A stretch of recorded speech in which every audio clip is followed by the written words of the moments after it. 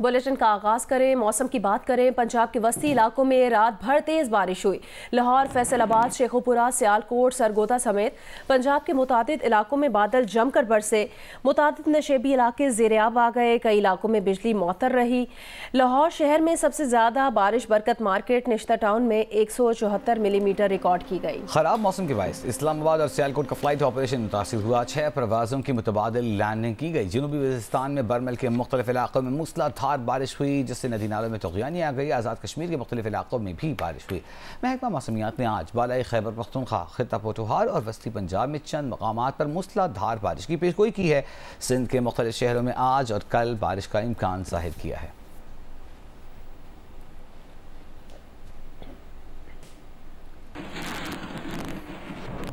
लाहौर और इसके गिरदोनवाह में रात गए तक वक्फे से बारिश का सिलसिला जारी रहा। शहर में मौसम की सूरत हाल बताएंगे जियो न्यूज़ के नुमाइंदे सुहेल इमरान।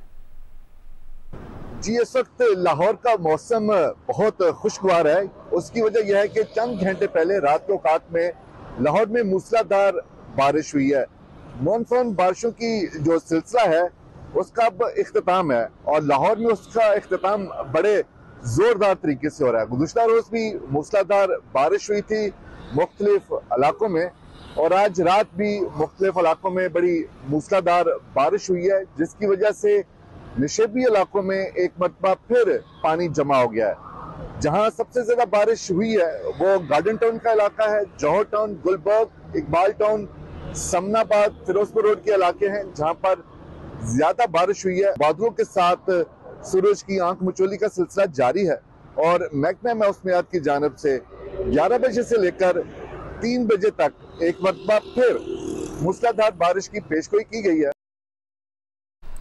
किला सैफुल्ला के पहाड़ी इलाकों में क्लाउड बर्स्ट के बायस तूफानी बारिशें हुई। पहाड़ों से इंतहाई ऊंचे दर्जे के सैलाबी रेले उतरे हैं। रेले करीबी आबादियों, फसलों और बागात में दाखिल हो गए, जिससे बड़े पैमाने पर नुकसान हुए। बड़ी तादाद में लोग बेघर हो गए हैं। खैबर पख्तूनख्वा और पंजाब को मिलाने वाली N65 हाईवे कई मकामात पर सैलाब से मुतासर हुई। ज़ियारत किला अब्दुल्ला पिशीन अजला में परेशान कुन सूरत हाल है। पिशीन में बलुजई चेक डैम शगाफ पड़ने के बाद टूट गया। तोबा चकजई चेक डैम ओवरफ्लो होने के बाद टूट गया है। सैलाबी रेला पुल और कई राब्ता सड़कें बहा ले गया। हरनाई में शदीद बारिशों और रेले से सरोती हिफाजती बंद कई जगहों से टूट गया है। हरनाई शहर और मुख्तलिफ इलाके सैलाब की जद में आ गए हैं। रेलवे पटरी को भी नुकसान हुआ।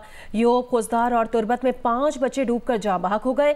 ज़ियारत में पेची डैम भर गया है। स्पिलवे से पानी का इखराज भी जारी है।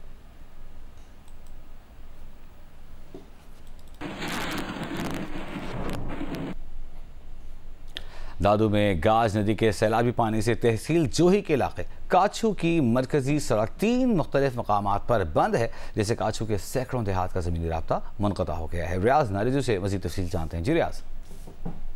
जी बिल्कुल, मैं भी ज़िला दादू की तहसील जोही में जोही और वाहीपादी सड़क पे मौजूद हूँ। हालिया दिनों में गाज नदी में जो 22 फुट सैलाबी पानी की आमद हुई थी, उसके नतीजे में जो इंफ्रास्ट्रक्चर है काछो का, तहसील जोही के इलाके का, वो शदीद मुतासर हुआ है। जिस जगह पे मैं मौजूद हूँ, ये सड़क आपको मेरा कैमरा में दिखा पाएगा कि ये देखें, ये इस पानी की वजह से जो नुकसान हुआ है इस सड़क का वो आपके सामने है। इसके साथ यही सड़क 2 मुख्तलिफ मकामात पर, टोटल 3 मकामात पर ज़ेराब होने से काछो का तहसील जोही हेडक्वार्टर से तहसील राब्ता मुनक़ता है। वो यही वो सड़क है जो कि यहाँ से सिंध के पुरफज़ा तफरी मकाम गोरख हिल स्टेशन जाने वाली सड़क भी यही है। ताहम वहाँ पर भी ये सड़क बंद होने की वजह से सियाहों की आमदों का सिलसिला बंद हो चुका है। जिला बदीन के 250 से ज़ायद तालीमी इदारों में बारिश का पानी जमा होने के बायस तलबा और तालिबात को स्कूल पहुँचने में दुश्वारी का सामना है। तफसील बताएंगे जियो न्यूज़ के नुमाइंदे एजाज सईद।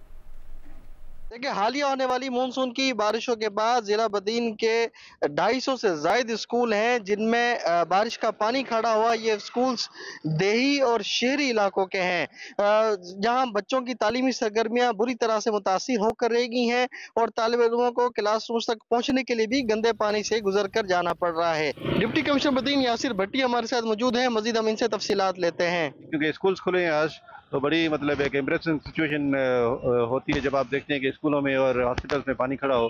तो आज मैं खुद भी इनकी निगरानी कर रहा हूँ और कोशिश कर रहा हूँ कि यहाँ पे जो निकासी आप है उसको इंश्योर करें। डिप्टी कमिश्नर बदीन यासिर भट्टी का कहना है कि ज़िला इंतजामिया की तरजीह है कि वो जल्द से जल्द वो स्कूल जिन्हें बारिश का पानी खड़ा है वहाँ से पानी की निकासी कर ली जाए ताकि तालिब इल्मों को तालीम हासिल करने में किसी भी किस्म की दुश्वारी का सामना ना करना पड़े। जी। हैदराबाद में बारिशों के बाद शहर के सबसे बड़े टंडो यूसुफ कब्रिस्तान में बरसाती पानी की निकासी न होने से पानी जमा है, जिससे कब्रें मखदूश हो रही हैं। शहरियों को नई कब्रों की तैयारी में मुश्किलात का सामना है। तफसीलात बता रहे हैं अली नई। जी बिल्कुल, मैं इस वक्त शहर के सबसे बड़े टंडो यूसुफ कब्रिस्तान में मौजूद हूँ, जहाँ पर हैदराबाद में होने वाली हालिया बारिशों के बाद बरसाती पानी का निकास ना होने के सबब सैकड़ों कब्रें ज़ेर आब हैं। हमारे कैमरामैन अफजल खान आपको दिखा सकते हैं कि इस वक्त भी इस कब्रिस्तान के अंदर कई कब्रें ऐसी हैं जो ज़ेर आब हैं और पानी का निकास ना होने की वजह से कई कब्रें ऐसी हैं जो धंस चुकी हैं और कई कब्रें ऐसी हैं जो मखदूश हालत में हैं और मुसलसल पानी जमा रहने की वजह से जो कब्रें सही हालत में हैं वो भी इस वक्त मखदूश हालत में मखदूश हो रही हैं। इस सारी सूरत हाल के अंदर इस कब्रिस्तान के अंदर अपने प्यारों को सुपुर्द खाक करने के लिए आने वाले जो लवाहिकीन हैं उन्हें भी काफ़ी परेशानी का सामना करना पड़ रहा है, क्योंकि इस कब्रिस्तान के अंदर जगह जगह जमा पानी जो है उसका निकास ना होने की वजह से लोगों को इंतहाई परेशानी का सामना है। इस कब्रिस्तान के अंदर ही इस वक्त बरसाती पानी जमा नहीं, बल्कि इस कब्रिस्तान के लिए जो रास्ता आता है उस रास्ते में भी जमा पानी की वजह से आने वालों को बड़ी परेशानी का सामना है। यहाँ पर जो शहरी हैं और यहाँ पर जो कब्रिस्तान के अंदर आने वाले लोग हैं अपने प्यारों को लहद में उतारने के लिए, सुपुर्द खाक करने के लिए, उनका कहना है कि हैदराबाद के अंदर ये सबसे बड़ा कब्रिस्तान है टंडो यूसुफ कब्रिस्तान और यहाँ पर जो बरसाती पानी है इसके निकास को फिलफौर यकीनी बनाया जाए। जी। बलूचिस्तान के इलाके नसीराबाद में बेघर सैलाब मुतासरीन की मुश्किलात बढ़ती जा रही हैं। तहम ज़िला इंतज़ामिया ने नसीराबाद के इलाके मंजू शोरी में सैलाब मुतासरीन में इमदादी सामान तकसीम किया है। तफसील बताएंगे जियो न्यूज़ के नुमाइंदे आबिद बलोच। जी, मैं इस वक्त मौजूद हूँ सैलाब से मुतासरा इलाका मंजू शोरी में, जहाँ पर सैलाबी रेले ने बड़े पैमाने पर नुकसानात किए। सैलाबी रेला तो गुजर गया मगर सैलाबी रेले से मुतासरा दर्जनों बेघर ख़ानदान की मुश्किलात और मसाइब में कमी ना आ सकी। शदीद गर्मी में सड़क किनारे पनाह लिए हुए मुतासरीन की मुश्किलात में मज़ीद इजाफ़ा हो गया है, जबकि इस मौके पर असिस्टेंट कमिश्नर डेरमरा जमाली कहना है कि इमदादी कार्रवाई हम लोगों ने स्टार्ट की है, जिसमें पीडीएमए का हमारे साथ खास ताउन रहा। तो मोर देन 200 फैमिलीज जो स्पेशली इस बेल्ट में हैं वो मुतासिर हुए और उनको हम इमदाद भी पहुँचा रहे हैं। शाहजहानपुर में घुटनों सैलाबी पानी होते हुए बच्चे स्कूल जाने पर मजबूर थे। जियो न्यूज़ पर खबर नशर होने के बाद फलाही इदारे ने बच्चों के घरों के करीब आर्जी खेमा स्कूल कायम कर दिया है। स्कूल के बच्चों ने जियो न्यूज़ का शुक्रिया अदा किया। तफसीलात इलियास रजा से। राजनपुर के इलाकों में सैलाबी पानी तो कम हुआ, लेकिन यहाँ के लोगों की मुश्किलात कम नहीं हुई। हफ्ते के रोज जियो न्यूज़ ने एक खबर नशर की थी जहाँ पर फाजिलपुर की एक बस्ती है जहाँ पर बच्चे बड़ी मुश्किल से सैलाबी पानी को क्रॉस कर कर अपने स्कूल जा रहे थे, जिसकी खबर नशर होने के बाद एक फलाई अदारे की तंजीम ने यहाँ बस्ती में आकर पहुंची है और उन्होंने यहाँ पर एक आर्जी स्कूल कैंप बना दिया है ताकि बच्चे पानी क्रॉस करके स्कूल ना जाए और यहाँ पर अपनी तालीम हासिल करें। उनको किताबें भी दी जा रही हैं। जियो न्यूज़ की खबर पे यहाँ पे पहुँचे क्योंकि जियो न्यूज़ ने ये खबर नशर की थी कि छोटे छोटे बच्चे पानी में से गुजर कर स्कूल जाते हैं और हमने यहाँ पे टेम्परेरी एक स्कूल बनाया जो बच्चों को टेम्परेरी तौर पर जब तक पानी खुशक नहीं होता उस वक्त हम ये स्कूल चलाएंगे। बच्चे स्कूल जाने के लिए पानी में से गुजर कर जाते थे। हम जियो न्यूज़ का शुक्रिया अदा करते हैं कि उन्होंने खबर नशर की और फलाही इदारे ने यहाँ पे आके बच्चों के लिए एक टेम्परेरी स्कूल का इंतज़ाम किया जिसकी वजह से बच्चे अपनी तालीम को जारी रख सकेंगे। सहूलत ये है कि हम यहाँ पर तालीम हासिल करेंगे जब तक यहाँ पर पानी कम नहीं होता। जब पानी कम होगा तो हम अपने स्कूलों को वापस चले जाएंगे। जी। वज़ीर दिफा ख्वाजा आसिफ ने कहा कि बानी पीटीआई महमूद खान अचकज़ई के जरिए बातचीत इसलिए करना चाहते हैं ताकि वो कल को मना कर सकें कि उन्होंने बात के लिए नहीं कहा। बात तो महमूद खान अचकज़ई कर रहे थे। ख्वाजा आसिफ ने महमूद अचकज़ई को मुतनब्बे किया कि बानी पीटीआई से बच कर रहना, वो तो मुकर जाएंगे, आपकी सारी उम्र की साख खराब हो जाएगी। इमरान खान साहब बहरहाल इस्टेब्लिशमेंट से ही मुज़ाकरात चाहते हैं। अगर वो इनडायरेक्टली आप लोगों से बात करेंगे भी तो अचकज़ई साहब के जरिए करेंगे, वो खुद नहीं करना चाहते। वो इसलिए करते हैं, कल वो मुनकर हो सकते हैं। मैं तो नहीं बात की थी, अचकज़ई बात कर रहा था। आपने ये बात अचकज़ई साहब से कही, हमारे प्रोग्राम में तो कर रहे हैं, आपने उनसे कही ये बात? मैं कल फ्लोर पे कह दूंगा असेंबली में कि इनसे बच के रहना, ये मुकर जाएंगे, खराब कराएंगे तुम्हें, सारी उम्र की तेरी क्रेडिबिलिटी है। एक बयान आया था जिसके बाद लगा कि शायद वो सॉफ्ट हो रहे हैं, मगर फिर उन्होंने कहा कि तो फॉल्स फ्लैग था, इन्होंने ही कराया था, जो मुझ पे इल्जाम लगा रहे हैं। अगर वो फॉल्स फ्लैग था तो अब क्यों उनके साथ बात करना चाहते? कॉन्ट्रडिक्शंस का एक पूरा सैलाब है, तजादात की एक पूरी आंधी चली हुई है पानी पीटीआई के दिमाग के अंदर जो है। वो किसी बात पे एक जगह खड़े हों, कोई स्टेबिलिटी आए, कंसिस्टेंसी तो लेके आए अपने स्टैंड के अंदर। अपोजिशन करनी है उन्होंने एस्टैब्लिशमेंट की, they should be very clear about it। उनसे बात करनी है और उनके साथ मिलकर कोई रास्ता निकालना है, they should be very clear about it। अब वो एक फरीक है इस सारे मामलात में, पाकिस्तान की सियासत में, जो नेशनल पॉलिटिक्स है उसमें वो फरीक है, कभी फरीक है, उनका एक वजूद है और वजूद जो है उसको डिनाई नहीं किया जा सकता। वैसे मगर फिर अचकज़ई साहब उन्होंने कहा कि बातचीत करते हैं, कोई बातचीत का कोई रास्ता खुला। उन्होंने एक नेशनल डायलॉग की बात की है, बायलैटरल मुज़ाकरात की बात नहीं की, उन्होंने मल्टीलैटरल मुज़ाकरात की बात की है। महमूद खान ने कहा है कि जी के सारे मिलके बात करें, जो मैंने अंडरस्टैंड की है आज फ्लोर के ऊपर। अगर इमरान खान ये कहें कि वो नवाज शरीफ साहब से बात करने को और आगे बढ़ने के लिए तैयार हैं, तो कम से कम कोई रास्ता निकल सकता है, बात आगे बढ़ सकती है। मेरा अपना ख्याल है कि अगर सिंसेरिटी के साथ सारे लोग कहीं बैठ के मामलात का जो इस क्राइसिस में जिसमें से हम गुजर रहे हैं, इनका कोई हल ढूंढे तो जरूर ढूंढना चाहिए। उसमें कोई मैं मज़ायका नहीं समझता, उसमें सब लोग बैठ जाए, उसमें जो पीटीआई है वो भी बैठे।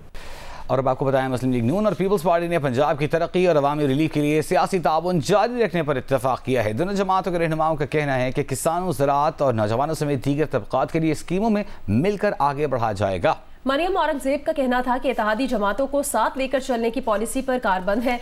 हसन मुर्तज़ा का कहना था कि इख्तिलाफ राय हमारा बुनियादी हक है, अवामी इशूज को मिलकर हल करने पर इत्तफाक करते हैं। लाहौर में मुस्लिम लीग नून और पीपल्स पार्टी की कोऑर्डिनेशन कमेटी का इजलास हुआ, जिसमें पीपी की नुमाइंदगी हसन मुर्तज़ा, नदीम अफजल चंद, हैदर गिलानी ने की, जबकि वज़ीर आला पंजाब की नुमाइंदगी सीनियर वज़ीर मरियम औरंगजेब ने की। पीपी रहनुमाओं ने अवाम की तरक्की के लिए वज़ीर आला पंजाब मरियम नवाज के इक़दाम को सराहा। रहनुमाओं का कहना था कि अवाम को सोलर सिस्टम की फराहमी में इश्तराक के अमल से आगे बढ़ा जाएगा। मौसमियाती चैलेंजेस से निमटने, अमनो अमान और IT के फरोग के लिए ताउन जारी रहेगा। अली हैदर गिलानी का कहना था अवामी रिलीफ के फार्मूले पर इतफाक करने पर वज़ीर आला और PMLN के मशकूर हैं। रुकावटों को दूर करके आगे बढ़ने से ही अवाम को इत्तेहादी हुकूमत के समरात मिलेंगे।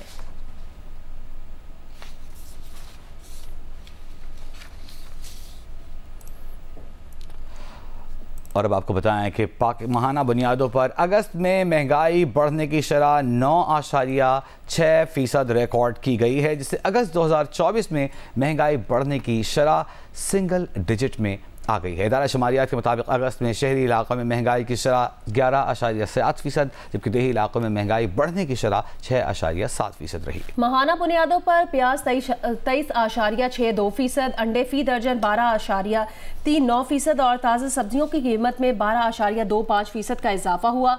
माहाना बुनियादों पर दाल चना 4.55% महंगी हुई। एक माह में आलू की कीमत में 2.9% इजाफा हुआ। माह अगस्त में दाल मूंग 2.83%, ताज़ा और खुश्क दूध बिलतरतीब 1.27% और 1.2% महंगे हुए। माहाना बुनियादों पर गाड़ियों पर लगने वाला टैक्स 168.79% बढ़ा। स्टेशनरी की कीमत में 5.08% इजाफा हुआ। अद्वियात की कीमतों में 1.35%, घी, गोश्त, चावल, दाल, माश और मसाला जात भी महंगे हुए। टमाटर 8.9%, आटा 3.4%, दाल मसूर 8.75% तक सस्ती हुई।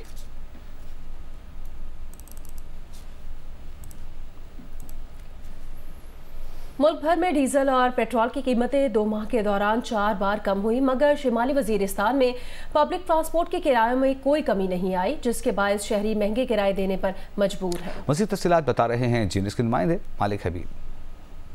जी बिल्कुल, जब भी डीजल पेट्रोल की कीमतें बढ़ाई जाती है तो शुमाली वज़ीरिस्तान में कोच, टैक्सी, चिंगची और दीगर पब्लिक ट्रांसपोर्ट किराए खुद से फौरी तौर पर बढ़ा देते हैं। शहरियों का कहना है कि 2 माह के दौरान 4 मरतबा फ्यूल की कीमतें कम हुई, मगर यहाँ शुमाली वज़ीरिस्तान में अब तक कई गुना ज़्यादा किराए वसूल किए जाते हैं। उनका कहना था कि ज़िला इंतज़ामिया अपनी रवायती चापे तो लगाती है, मगर पब्लिक ट्रांसपोर्टर हमेशा अपनी ही मनमानी करते हैं। शहरियों ने ज़िला इंतज़ामिया से मुतालबा किया है कि हुकूमत की जानिब से मुकर्रर करदा किरायों के मुताबिक वसूली मुमकिन बनाई जाए ताकि अवाम भी फ्यूल की कीमतें कम होने से मुस्तफ़ीद हो सके। जी, सुप्रीम कोर्ट के जजेस की तादाद 21 करने का निजी तरमीमी बिल सेनेट में पेश कर दिया गया। पीटीआई ने बिल की मुखालफत की है।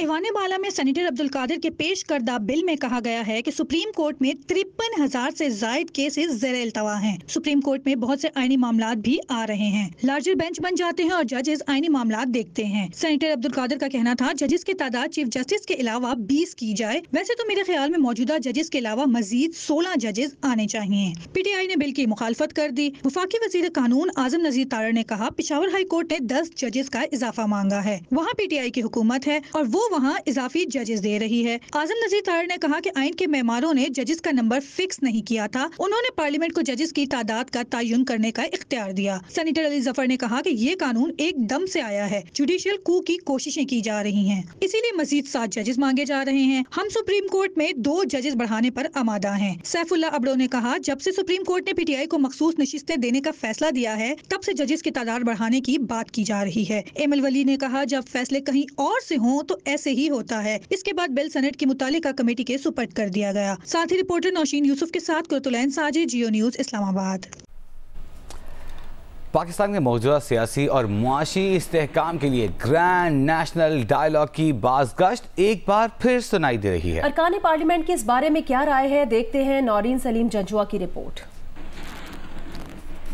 कौमी असम्बली में वक्फा सवालात के दौरान वजारत दाखिला ने तहरीरी जवाब में बताया कि पुरतशद्दुद और इंतहा पसंदी की रोकथाम की कौमी पॉलिसी 2024 का मुसवदा तैयार हो चुका है, जिसकी मंजूरी वफाकी काबीना देगी। सरहद पर बाड़ लगाने का अमल जारी है। सुनसान रास्तों की निगरानी भी की जा रही है। सीपैक और दीगर मंसूबों पर काम करने वाले चीनी गैर मुल्की बाशिंदों बारे SOPs पर नजरसानी की गई है। साल 2024 की पहली सहमाही में खुफिया मालूमात पर 2208 ऑपरेशन किए गए, जिनमें 99 दहशतगर्द हलाक और 328 को गिरफ्तार किया गया। साल 2020 से 2024 के दौरान सिंध में चीनी और जापानी बाशिंदों पर 4 दहशतगर्द हमले हुए, जिनमें 5 गैर मुल्की और 5 मकामी अफराद जाँ बहक हुए। बलोचिस्तान में चीनी बाशिंदों पर 2 हमले हुए, 3 अफराद जख्मी हुए। खैबर पख्तूनख्वा में भी चीनी बाशिंदों पर 2 हमले हुए, 2 सिक्योरिटी एहलकार शहीद हो गए, जबकि 17 चीनी बाशिंदे जान की बाजी हार गए। इसके अलावा 19 मकामी अफराद भी शहीद हुए। वजारत दाखिला के मुताबिक गुज़श्ता साल जनवरी से 2023 के दौरान मुल्क भर में दहशतगर्दी के वाक़यात में 930 अफराद जाँ बहक और 1992 जख्मी हुए। खैबर पख्तूनख्वा में गुज़श्ता बरस दहशतगर्दी के 558 वाक़यात हुए, जिनमें 580 अफराद शहीद और 1447 अफराद जख्मी हुए। शहीद होने वालों में 402 जबकि जख्मियों में 1054 सरकारी एहलकार थे। बलोचिस्तान में गुज़श्ता साल दहशतगर्दी के 626 वाक़यात में 315 अफराद शहीद और 477 जख्मी हुए। इनमें शहीद होने वाले 148 जबकि जख्मियों में 198 एहलकार शामिल थे। सिंध में गुज़श्ता बरस दहशतगर्दी के 19 वाक़यात में 14 अफराद शहीद और 31 जख्मी हुए। शोहदा में 8 जबकि जख्मियों में 26 एहलकार शामिल थे। पंजाब में 2023 में दहशतगर्दी के 8 वाक़यात में 12 अफराद शहीद जबकि 11 जख्मी हुए। शोहदा में से 11 जबकि जख्मियों में से 19 एहलकार थे। गिलगित बल्तिस्तान में गुज़श्ता बरस दहशतगर्दी के 3 वाक़यात में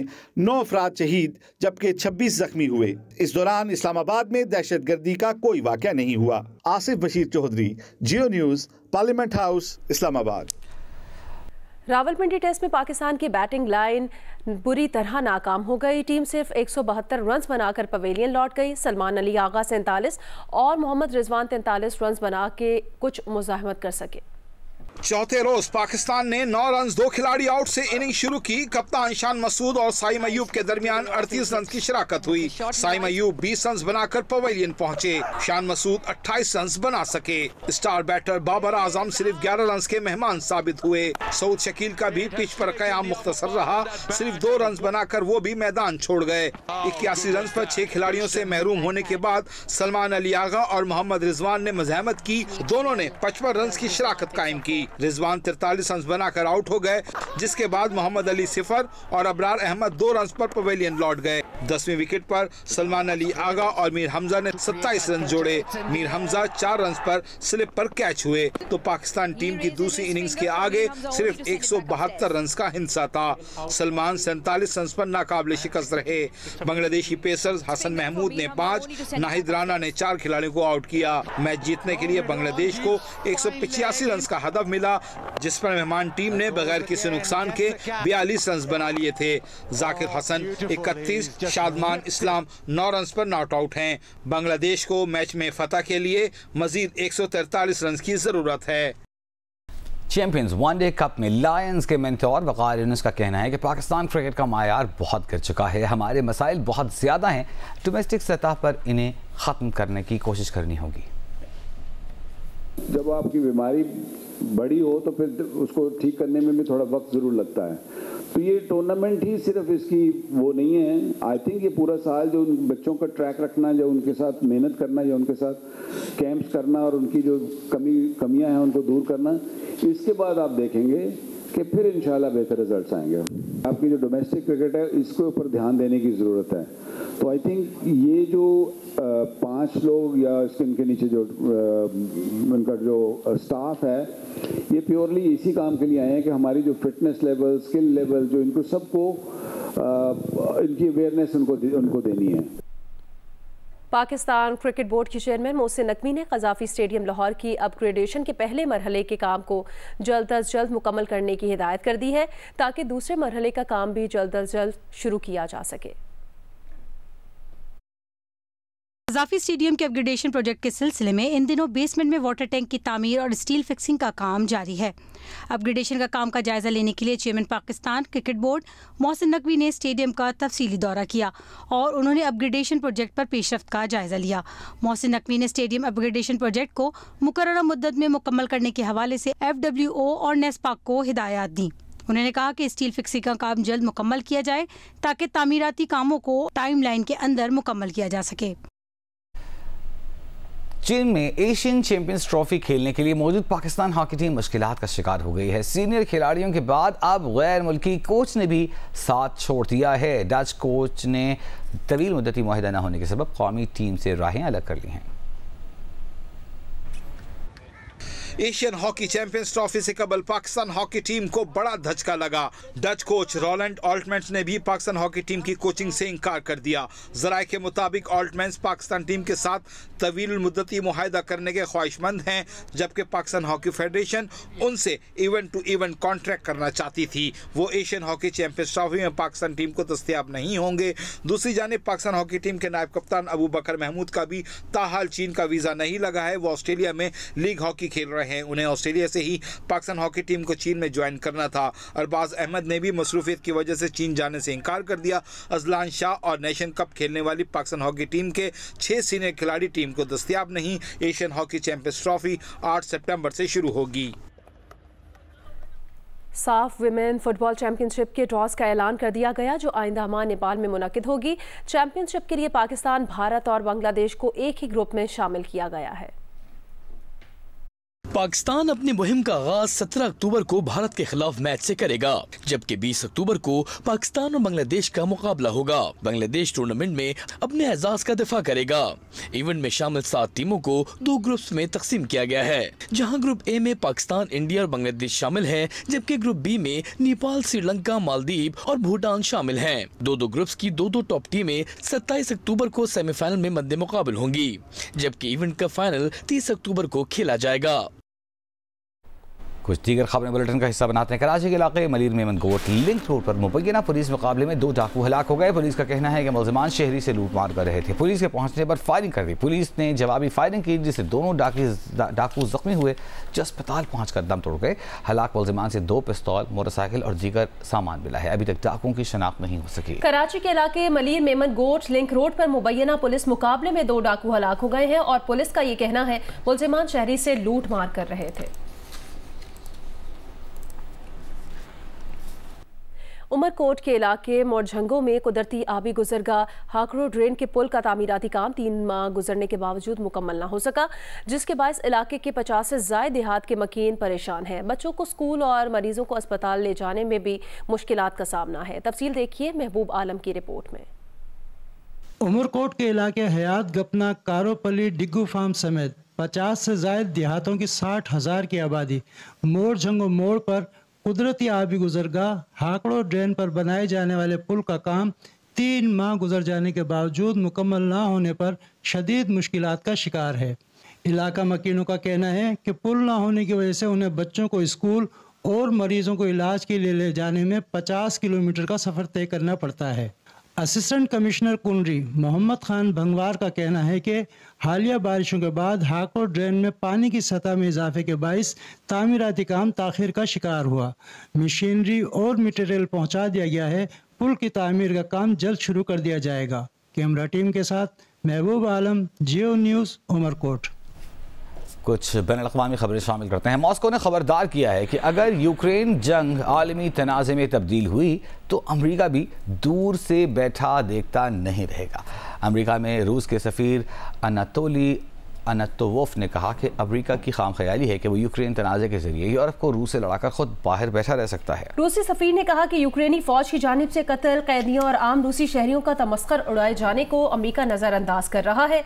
बातें की जा रही हैं कि तवील फासले से मार करने वाले अमरीकी मिसाइलों से यूक्रेनी फौज रूस में मजीद अहदाफ को निशाना बनाए। ताहम इस पर बात नहीं की जा रही कि यूक्रेनी फौज कुर्स और बलगोर्दो में शहरियों, अस्पतालों और पुलों को किस तरह निशाना बना रही है। अमरीका में रूसी सफीर ने कहा कि जदीद असलहा, फाइटर्स और तवील फासले तक मार करने वाले मिसाइल हों या किराए के फौजी कुछ भी कर लें, मैदान जंग की सूरत हाल नहीं बदलेगी। रूस चैलेंजेस का मुकाबला करेगा और अपना मिशन मुकम्मल करेगा।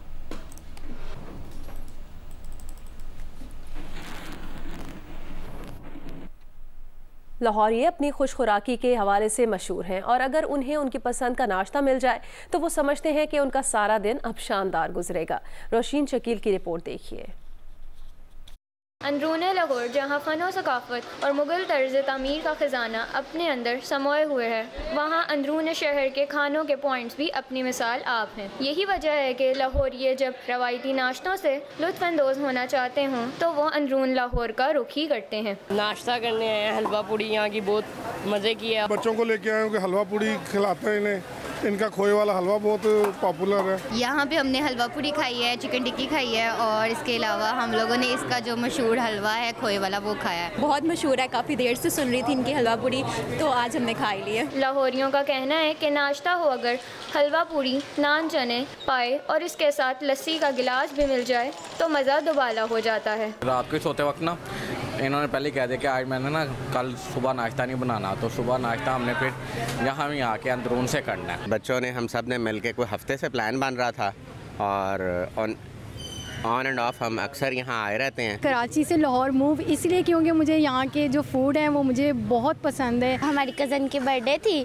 तो हमने कहा था हम उसका सुबह ब्रेकफास्ट करवाने आएंगे। लाहौर के रवायती नाश्तों से लुत्फ़अंदोज़ होने के लिए दूसरे शहरों से भी लोग यहाँ का रुख करते हैं। लाहौरियों के लिए अच्छे ख्वाबों से भरकर कोई और तफरीह नहीं हो सकती और अगर इन्हें सुबह में अच्छा नाश्ता और उसके साथ लस्सी मिल जाए तो इनकी सुबह का आगाज़ समझें शानदार हो गया।